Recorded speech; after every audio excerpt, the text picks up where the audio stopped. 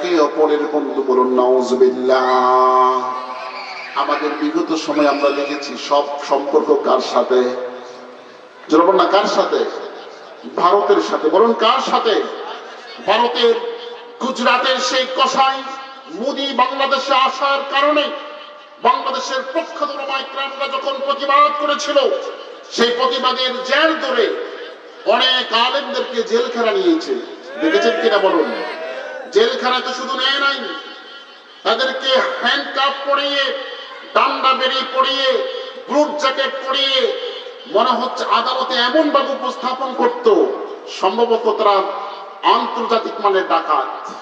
ঠিক কিনা বলেন? সমাধান ঠিক কিনা? আর বর্তমানে যারা এখন জেলে আছে এরা হচ্ছে প্রকৃত ডাকাত। ঠিক কিনা বলেন? তাহলে যারা হিন্দু, আমি হিন্দু এভাবে বলবো না, যারা মুশরিক এবং যারা ইহুদি, তাদের সাথে আমরা বন্ধুত্ব করতে পারবো? এই নিষিদ্ধ করেছেন কে? আল্লাহ তাআলা আরো স্পষ্ট করে বলে দিয়েছেন সূরা আল মায়েদা আয়াত নাম্বার 82। আল্লাহ তাআলা বলে দিয়েছেন লাতাজিদান্না আশাদ্দান নাসি আদাওয়াতান লিল্লাযীনা আমানুল ইয়াহুদা ওয়াল্লাযীনা আশরাকু। তোমরা মানুষদের মধ্যে মুমিনদের সবচেয়ে বেশি ক্ষতিকর দুশমন হিসেবে যাদেরকে পাবে তারা হচ্ছে ইহুদি আর তারা হচ্ছে মুশরিক। যারা আল্লাহ তাআলার সাথে শিরিক করে এদেরকে তোমরা সবচেয়ে বেশি দুশমন হিসেবে পাবে। ইহুদি লন্ডনে থাকে, আমেরিকা, এবং যারা সেই ফিলিস্তিনের উপর যারা আক্রমণ করছে সেই ইসরায়েল, এরা হচ্ছে ইহুদি। আজকে আপনারা জানেন ফিলিস্তিনের এত বছর পরও তারা ফিলিস্তিনের উপর শান্তি দিচ্ছে না। ঠিক কিনা বলেন? আর ভারত আমাদের প্রতিবেশী রাষ্ট্র, তাদের সাথে আমরা চুক্তি করতে পারবো কিন্তু বন্ধু হিসেবে গ্রহণ করতে পারবো না, কারণ তারা 53 বছর নয়, প্রায় 800 বছর ধরে তারা মুসলমানদের উপর অত্যাচার করছে। ঠিক কিনা বলেন? আপনাদের কি বিশ্বাস হচ্ছে না? ভাইরা আমার, মুসলমানদের উপর তারা এক এক করে ক্ষতি করছে। বাংলাদেশের চ্যানেলগুলো অধিকাংশ ওদের চ্যানেল, এক দেশের চ্যানেল আর দেশে কি চলতে পারে? যারা বলেন না, ওদের চ্যানেলগুলো দেখে আমাদের খুব উপকার হচ্ছে, বরং আমাদের মেয়েরা, আমাদের মারা তারা বেপরদা হচ্ছে, অশ্লীলতার দিকে যাচ্ছে। তাদের চ্যানেলগুলো আমাদের দেশে অনুমতি দিয়ে তারা আমাদের ঈমান, আমল, চরিত্রকে ধ্বংস করে দিয়েছে। ঠিক কিনা বলেন? এবং তারা লাগিয়ে দিয়েছিল ইসকনকে, এবং ইসকনের সদস্যরা ওয়াদা করেছিল যে আমরা মুসলমানদের মেয়েদেরকে প্রেমের প্রলোভনে রেখে ওদের সাথে প্রেম করে ওদেরকে প্রেগন্যান্সি করে দেব, এবং ওদের গর্ভকে নষ্ট করে সেই গর্ভ থেকে আমরা হারামজাদা পয়দা করে মুসলমানদের 12টা বাজিয়ে দেব। নাউজুবিল্লাহ। এইভাবে চক্রান্ত করে করে আমাদের ঈমান, আমলকে নষ্ট করে দিয়েছে। বন্ধুরা আমার, বাংলাদেশের ব্যবসার অধিকাংশ পার্সেন্ট তারা দখল করে নিয়েছে। এখন তারা মিডিয়ায় বসে বসে আমাদের নামে আপনার বিভিন্ন অপাকাণ্ডা ছড়াচ্ছে। কি বলেন? ঠিক কিনা? আমরা নাকি বাংলাদেশের হিন্দু বৌদ্ধদের উপর অত্যাচার করছি। সেদিন আপনারা দেখেছেন বাংলাদেশের প্রধান উপদেষ্টা ডক্টর মোহাম্মদ ইউনূস, তিনি সকল ধর্মের ধর্মনেতাদেরকে দাওয়াত দিয়েছেন। তারা সেখানে বলেছে, আপনারা সেই ভিডিও দেখেছেন, হিন্দু, বৌদ্ধ, খ্রিস্টান তারা স্পষ্ট করে বলে দিয়েছে বাংলাদেশে মায়ের কোলে সন্তান যেমন নিরাপদ থাকে, তারা বাংলাদেশে মুসলমানদের কোলে সেভাবে নিরাপদ আছে। ঠিক কিনা বলেন? আমরা কারো আক্রমণ করি না, আমরা কারো ক্ষতি করি না। ঠিক কিনা? কিন্তু ভারতে প্রতিদিন মুসলমানদেরকে মারা হচ্ছে। মুসলমানদের সেই 700 বছর ঐতিহ্য, মুঘল সাম্রাজ্যের সেই প্রাচীনতম মসজিদ বাবরি মসজিদকে তারা ভেঙে মন্দির বানিয়ে দিয়েছে। ঠিক কিনা বলেন? তারা বলে আমরা নাকি মন্দির ভেঙে মসজিদ বানাই। যদি এমনটা হতো, যখন 700 বছর আমরা দিল্লি সালতানাতকে পরিচালনা করেছিলাম, এই 700 বছরে তো ভারত ভূখণ্ডের মধ্যে একটা মন্দির খুঁজে পাওয়ার কথা ছিল না, ঠিক কিনা বলেন? কিন্তু মন্দির আছে না নাই? এই ভাই কথা বলা আছে না নাই? বাংলাদেশে এখনো মন্দির আছে না নাই? আছে। এজন্য আমাদের সকলকে সোচ্চার হতে হবে। ভাইরা আমার, আমরা আমাদের ঈমানের কারণে আমাদেরকে শক্তিশালী হতে হবে। আল্লাহ রাসূল ইসলাম প্রতিষ্ঠা করেছেন, তিনি কারো প্রতি অন্যায় করেন নাই। যখন তারা জুলুম করেছে তার প্রতিবাদ করেছেন, ঠিক কিনা বলেন? অনেকে বলে ভারতের সংখ্যা নাকি বেশি, আমরা নাকি কম, আমাদেরকে নাকি তারা 24 ঘন্টার মধ্যে বিচ্ছিন্ন করে দিবে। তারা ভুলে গেছে মুসলমান আমরা সেই জাতি, বদরে 313 জন মধ্যে মুজাহিদ 1000 সশস্ত্র বাহিনীর সাথে যুদ্ধ করে বিজয় ছিনিয়ে নিয়েছে, ঠিক কিনা বলে? আমরা সেই জাতি, উহুদে 1000 সৈন্য 3000 সৈন্যের সাথে লড়ে আমরা বিজয় ছিনিয়ে নিয়েছি। আমরা তো সেই জাতি, 3000 সৈন্য 1 লক্ষ সৈন্যের প্রতিবাদে আমরা ঝাঁপিয়ে পড়ে বিজয় ছিনিয়ে নিয়েছি। ইসলামের 91টি যুদ্ধের মধ্যে একটি যুদ্ধ মুসলমান পরাজিত হয় না, ঠিক কিনা বলে? আল্লাহ যেন আমাদের সকলকে ইসলামের পক্ষে থাকার তৌফিক দান করুন, আমিন। ভাইরা আমার, হিন্দুস্তানের সাথে যুদ্ধের যে বিষয়টি, হিন্দুস্তান আমাদেরকে এত সহজে ছেড়ে দেবে না। তারা যুদ্ধ তো আগে থেকেই করছে। এই যুদ্ধের আভাস রাসূল করিম সাল্লাল্লাহু আলাইহি ওয়াসাল্লাম পর্যন্ত দিয়েছেন। হিন্দুস্তানের সাথে মুসলমানদের যুদ্ধ হবে, এই যুদ্ধের আভাস আল্লাহ রাসূল 1500 বছর আগে দিয়েছেন। আমি একটি হাদিস দিয়ে আপনাদেরকে শোনাবো, কি শুনবেন? শুনবেন নাকি শীত বেশি পড়ার কারণে একবার ড্যামেজ হয়ে গেছে? কি শীত বেশি পড়ে? আজকে তো একটু শীত বেশি, হ্যাঁ শীত বেশি না? শীত, শীতকাল আপনাদের পছন্দ না অপছন্দ? বলেন সবাই। পছন্দ। শীত আল্লাহ রাসূল বলে দিয়েছিল শীতা ও গনিমাতুল মুমিন, শীত হচ্ছে মুমিনের বসন্তকাল, রাবিউল মুমিন বসন্তকাল। সুবহানাল্লাহ বলেন। কারণ হচ্ছে তালা লাইলুহা ফাকামা, শীতকালের রাত হয় বড়, যার কারণে একজন মুমিন রাতে কাজকর্ম শেষ করে তৃপ্তি মতো ঘুমাতে পারে। গরমকালে যে ঘুমটা মানুষ ঘুমায় রাতে, শীতে সেই ঘুমটা সুন্দর ঘুমাতে পারে। ঘুম থেকে উঠে সে আবার তাহাজ্জুদ পড়তে পারে। সুবহানাল্লাহ বলেন। ওয়া নাহারুহা কাসারুন, শীতের দিনটা হয় ছোট, ছোট দিন হওয়ার কারণে ফাসামা, একজন মুমিন দিনের বেলা রোজা রাখতে পারে।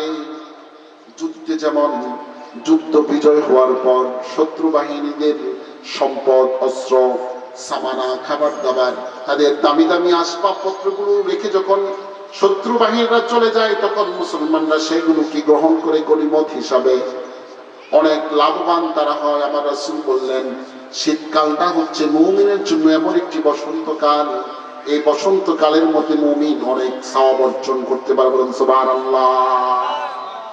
এই জন্য শীত আমাদের পছন্দ, ঠিক কিনা বলেন? আবার শীতকাল আসলে যুবক যুবতীদের মনে আনন্দ লাগে, কারণ হলো শীত নাকি বিয়ের সাথে সম্পর্ক, শীতে নাকি মানুষ বিয়ে করে বেশি। কি বিয়ে বেশি করে না? শীতের সাথে বিয়ের কি সম্পর্ক বলেন তো? সম্পর্ক আছে? আছে। শীতে যদি কেউ বিয়ে করে তার অনেকগুলো উপকার, বলবো এবার বলবো। শীতে যদি বিয়ে করে কেউ, যারা বিয়ে করেন নাই বিয়ের নিয়ত করেন, শীতে বিয়ে করলে অনেকগুলো উপকার। 1 নাম্বার উপকার হলো ছুটি পাওয়া যায়। ডিসেম্বর মাস সব কাজকর্ম শেষ করে একটা লম্বা ছুটি পাওয়া যায়। বিয়েতে ছুটি দরকার আছে না নাই? নাকি বিয়ে করার 3 দিন পরে বিদেশ পাড়ি জমাবে? বিদেশ পাড়ি জমালে বউ আরেকজনের, বউ কার? যারা বলে না বউ কার? বউ রেখা বিদেশ যাওয়া ইসলাম সাপোর্ট করে নাই। ওমর রাদিয়াল্লাহু আনহু খেলাফতের সময় ওমর দেখলেন মারাত্মক ক্রাইসিস। তিনি, লম্বা ঘটনা আমি সব বলতে পারছি না, একজন ওমর তিনি রাত্রেবেলা ছদ্মবেশে বের হতেন। একজন মহিলা তিনি বিরহের গান গাচ্ছেন, যে গান শুনে যুবকরা আকর্ষিত হয়। ওমর বললেন, আমার রাজ্যে এত বড় সাহস, একজন নারী রাত দুপুরে এরকম অশ্লীল গান, আকর্ষিত গান গাচ্ছে। ওমর গিয়ে দরজা নক করলেন, এই নারী, তোমার এত বড় সাহস, এরকম গান তুমি কেন গাচ্ছ? তখন নারী বলল, তুমি কে? বললো, আমি ওমর। বলছে, তুমি ওমর, তাহলে তুমি আমার ঘরে তুমি অনুমতি নিয়ে ঢুকলে না কেন? লম্বা কথা। তো নারীকে যখন জিজ্ঞেস করা হলো, নারী বলল যে, শুনুন, আমার সদ্য বিয়ে হয়েছে। বিয়ে হওয়ার পর আপনার যুদ্ধের দামামার কারণে আমার স্বামী যুদ্ধ করতে চলে গেছে। আমি স্বামী ছাড়া রাত্রে থাকতে আমার খুব কষ্ট হয়, এজন্য আমি বিরহের গান গাচ্ছি, এবং দোষের কিছু না। তখনই ওমর তার মেয়েকে জিজ্ঞেস করলো, মা, স্বামী ছাড়া একজন যুবতী নারী, যুবতী স্ত্রী কয়দিন থাকতে পারবে? তখন তার মেয়ে বললেন, বাবা, আমার গবেষণা আমি বুঝতে পেরেছি, স্বামী ছাড়া একজন নারী 40 দিন থাকতে পারে। সুবহানাল্লাহ বলেন। কয়দিন?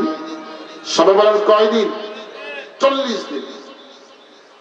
আর আমাদের যুবকরা বিয়ে করে বিদেশে যাচ্ছে, 3 মাস, 3 বছর, 4 বছর, 5 বছর আসে না। তো নারী পরকীয়া করবে না তো কি করবে? ঠিক কিনা বলেন? তাহলে 1 নাম্বার হচ্ছে ছুটি, 2 নাম্বার হচ্ছে অল্প পরিশ্রম এবং কম ভোগান্তি। শীতকালে আবহাওয়া ঠান্ডা থাকার কারণে পরিশ্রম বেশি করলেও ক্লান্তি আসে না। আর গরমকালে আপনি একটু পরিশ্রম করলে হাঁপিয়ে যান, ঘর্মাক্ত হয়ে যান, ঘামিয়ে যান। ঠিক কিনা বলেন?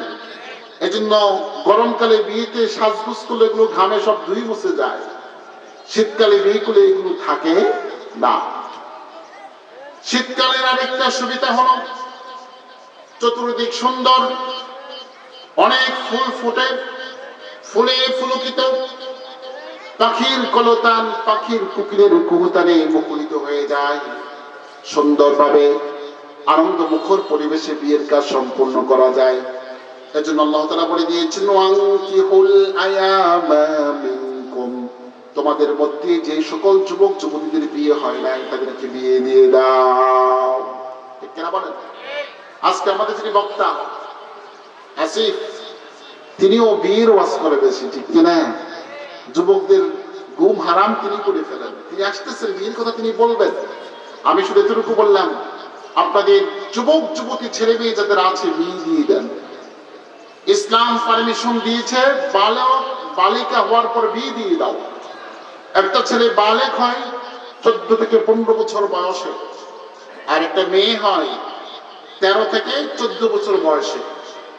এটা হচ্ছে ইসলামের নির্দেশনা। আর রাষ্ট্র নির্দেশনা দিয়েছে মেয়ের 18 বছর আর হচ্ছে ছেলের 21 বছর। গত শাসন আমরা দেখেছিলাম 21 আর 18 আগে যদি কেউ বিয়ে করত, তাদেরকে বাল্য বিবাহ নামে মামলা দিয়ে জেলে নিয়ে যেত। ঠিক কিনা বলেন? আর 21 আর 18 আগে যদি কেউ প্রেম করে প্রেগন্যান্সি হতো, এটা তাদের আপনার আইনে কোনো দোষণীয় হতো না। কথা বলেন ঠিক কিনা? এই আইনের মাধ্যমে তারা প্রমাণ করে দিয়েছে তারা বিয়েকে প্রমোট করতে চায় না, তারা দেশে দেশে ঘরে ঘরে জেনাকে প্রমোট করতে চায়। ঠিক কিনা বলেন? আল্লাহ যেন আমাদের সকলকে জেনা থেকে হেফাজত করুন, আমিন। এজন্য বন্ধুরা আমার, আপনার সন্তান যারা আছে তাদেরকে আপনি বিয়ে দিয়ে দেন অল্প বয়সে। আল্লাহ যেন কবুল করুন, আমিন। বন্ধুরা আমার, বলতেছিলাম, আমার রাসূল গাজওয়ায়ে হিন্দ, হিন্দুস্তানের সাথে ভারতের সাথে মুসলমানদের যে একটা যুদ্ধ হবে, সেই যুদ্ধের আভাস আজ থেকে 1500 বছর আগে আমাদেরকে জানিয়েছেন। হাদিসটি আপনি পাবেন সুনানে আবি দাউদ। কোন কিতাব? বলে সবাই, কোন কিতাব? আবি দাউদ। ইউটিউবে চার্জ দেখতে পাবেন আপনারা। লিখবেন গাজওয়ায়ে হিন্দ, হিন্দুস্তানের সাথে যুদ্ধ, এটা লিখে চার্জ দিলে সব বিস্তারিত আসবে। আমার রাসূল আজ থেকে 1500 বছর আগে তিনি যে হাদিসটি বলেছেন, ইমাম আবু দাউদ রহমতুল্লাহি আলাইহি তিনি তার কিতাবের মধ্যে হাদিসটিকে লিখে দিয়েছেন। সুবহানাল্লাহ। লুইনাল দাউদ লি হাদিসান বলা হয় দাউদ নবীর জন্য লোহা ছিল সহজ, তিনি লোহাকে ধরতেন, লোহা পানির মতো গলে গলে টপ টপ করে পড়তো, সুবহানাল্লাহ বলেন। তিনি লোহা ধরতেন, দাউদ নবীর লোহা গলে গলে পড়তো, তিনি সেই পানি ফোঁটা দিয়ে তিনি যুদ্ধের অস্ত্র বানাতেন, কোদাল বানাতেন, দা বানাতেন। ওলামা ইকরাম বলে দিয়েছেন দাউদ নবীর জন্য লোহা যেমন সহজ ছিল, আর ইমাম দাউদ রাহমাতুল্লাহি আলাইহির জন্য হাদিসগুলো তেমন সহজ ছিল। দাউদ নবী লোহা গলিয়ে তিনি সামানা বানাতেন, আর ইমাম দাউদ তিনি সহজ করে হাদিসগুলোকে উপস্থাপনা করতেন, বলেন সুবহানাল্লাহ। সেই হাদিস ইমাম আবু দাউদ রাহমাতুল্লাহি আলাইহি তিনি তার কিতাবের 4944 নম্বর হাদিসে বলে দিয়েছেন, আন আবি হুরায়রা রাদিয়াল্লাহু তাআলা আনহু, হযরত আবু হুরায়রা তিনি হাদিস বর্ণনা করছেন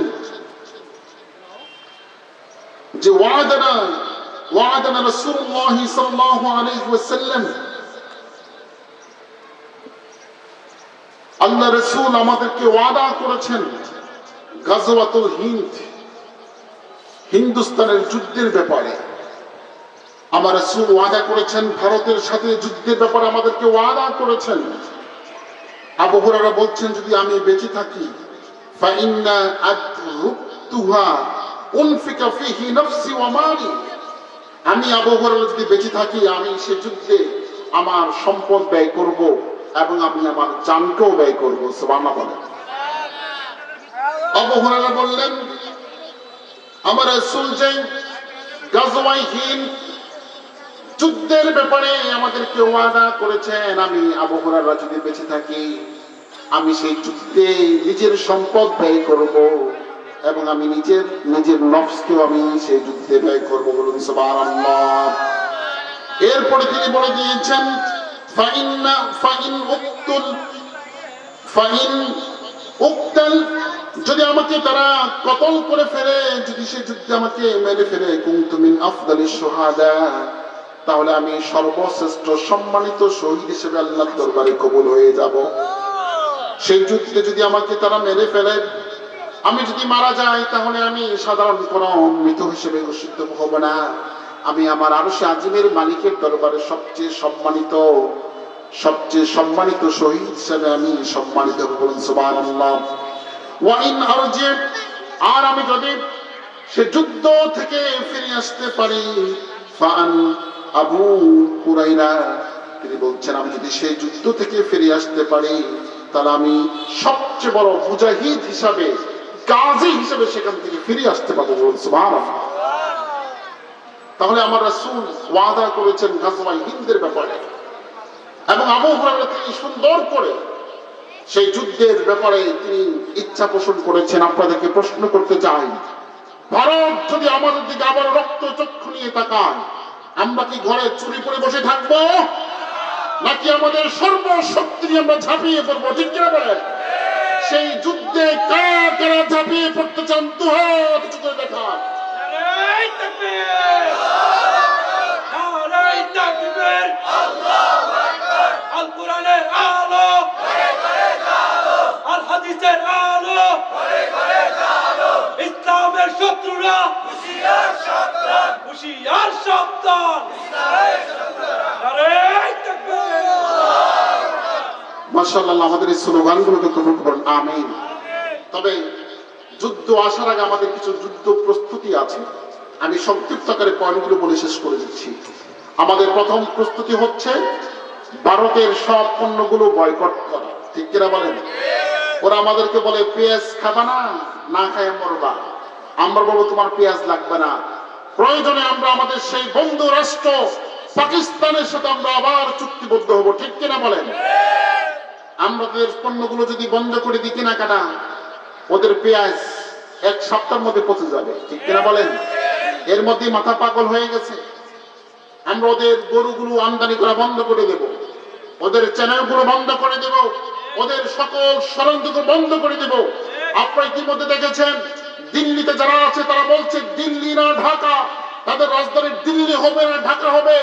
ইতিমধ্যে তারা স্লোগান তুলছে ঢাকা দিল্লি নয়, এখন থেকে কলকাতা, পশ্চিমবঙ্গ, আসাম এর রাজধানী হবে ঢাকা, ঠিক কিনা বলেন? আমরা অতি শীঘ্রই সেভেন সিস্টার পশ্চিমবঙ্গ, আসাম, ত্রিপুরাকে দখল করে নেব, ঠিক কিনা বলেন? আল্লাহ যেন আমাদের সকলকে কবুল করুন, আমিন। এবং আরেকটি বিষয় আমাদের মাননীয় প্রধান উপদেষ্টার বরাবর বলতে চাই, যেটি এখন সমস্ত মাইক্রামরা বলছেন, রাজনীতিবিদরাও বলছেন, বাংলাদেশের 18 বছরের সকল যুবক যুবতীদেরকে আপনার মিলিটারি ট্রেনিং দেওয়ার জন্য অনুরোধ করা হচ্ছে। যদি বাংলাদেশের স্কুল, মাদ্রাসা, কলেজ, ইউনিভার্সিটির সকল ছাত্র ছাত্রীদেরকে মিলিটারি ট্রেনিং দেওয়া হয়, তাহলে ভারত কেন পৃথিবীর আর কোন পররাষ্ট্র পরাশক্তির সাহস নাই বাংলাদেশের দিকে চোখ তাকানো, ঠিক কিনা বলে? আমরা ইনশাআল্লাহ আমরা আমাদের এই বাংলাদেশকে ভালোবাসি, শুধু এখানে জন্মগ্রহণ করেছে সেজন্য নয়। বাংলাদেশের মাটি ইসলামের ঘাঁটি, ঠিক কিনা বলেন? বাংলাদেশের পরতে পরতে আকাশ বাতাসে ইসলামের নাম মিশে আছে কিনা বলুন। আল্লাহ আমাদের সকলকে সেই ইসলামের খেদমত বাংলাদেশে আরো বেশি আঞ্জাম করার তৌফিক দিতে পারেন, আমিন। আজকের মতো এখানে শেষ করছি। সকলে ভালো থাকুন, সুস্থ থাকুন, ঈমানের সাথে থাকুন। আসসালামু আলাইকুম ওয়া রাহমাতুল্লাহি ওয়া বারাকাতুহু।